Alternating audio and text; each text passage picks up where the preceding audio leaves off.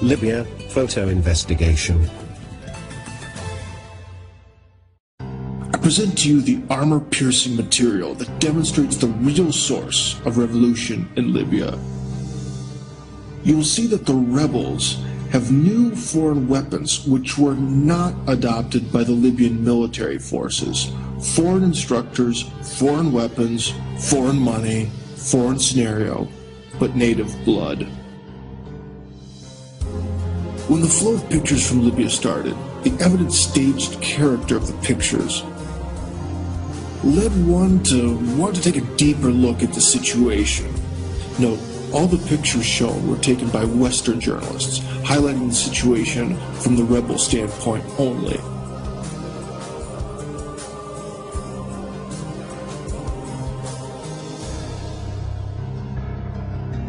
And from the very first frames of film it hit me, the weapons and equipment of those rebels simply could not have been so massive in number and so brand new. Unless the weapons somehow found their way there on time from the outside. Please look for yourself. I could be wrong, but do you think this adds up? This is the first photo that really caught my attention. You can see in this ordinary demonstrator's hands the light automatic rifle FN-FAL, absolutely brand new, right out of the box. The rifle was produced by the Belgian armaments manufacturer FN. During the Cold War, it was adopted by many North Atlantic Treaty Organization countries, with the notable exception of the United States. It's one of the most widely used rifles in history, having been used by over 90 countries. The light automatic rifle was predominantly chambered for the 7.62 by 51mm NATO round, and because of its prevalence and widespread use amongst the armed forces of many NATO countries during the Cold War, it was nicknamed the right hand of the free world. This guy has another brand new FN-FAL. And as does this guy as well. In the next photo you can see a mob scene and a guy wearing a white headscarf. He also has an FN-FAL.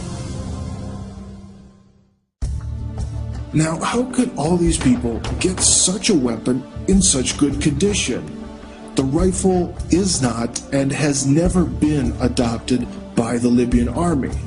Usually Libyan soldiers run around with old Kalashnikovs, like this one. This means that the rebels could not get all of those FN-FAL rifles from military storage points, and they certainly couldn't buy them in a store. So the question is, where did they get them from? And even more importantly, how could they get the enormous amounts of ammo needed for the rifles when Gaddafi didn't have them? Let's also take a look at the machine guns.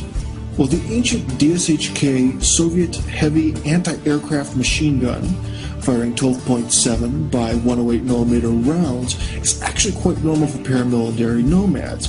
But where did this thing come from? Or this. As you can see, these are US machine guns chambered for NATO rounds. And again, they're absolutely brand new, right out of the box. Gaddafi couldn't have a weapon like this because of 40 years of embargo. And also, he really wouldn't need it because the rounds for it are very expensive and getting them delivered is a big problem. It'd be much cheaper and much easier to buy Chinese machine guns chambered for Soviet rounds. Oh, well, there we go.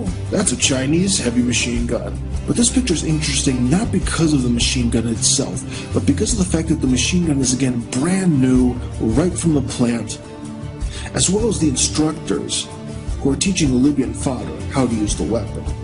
And now can you see what this is hinting at? Normally machine guns don't come with their own instructors to teach you how to use them. But then again, machine guns alone don't win a revolution. You need something with some real firepower. And well, here's something. This is an MP-80S man-portable air defense system. Each one of these costs big money on the black market and requires a qualified professional to maintain them. And so that's why we can see an instructor here. The guy teaching the Libyans to manage this high-tech device sure doesn't look like one of them, does he? And here we can see a Joker running around with a US Army pistol and a NATO Kevlar combat helmet. Now, how could he get all this? From Gaddafi's military storage? Come on. But most of all, I like this picture. And what do we have here? Two natives holding a crate of 106mm rounds for the recoilless M40 rifle. The native bin Laden among them points to where to carry the crate. The M40 recoilless rifle is a lightweight, portable, crew-served 105mm weapon intended primarily as an anti-tank weapon made in the United States. Okay, this crate is American and brand new. I think you can realize that by now. For example, if you look at the perfect condition of the crate, straps, come on, you can't tell me that this came from Gaddafi's ancient storages. Excuse me, but if you still think this, I doubt the adequacy of your perception of reality, sir. Let me remind you, Libya had a 40-year embargo, so there's no way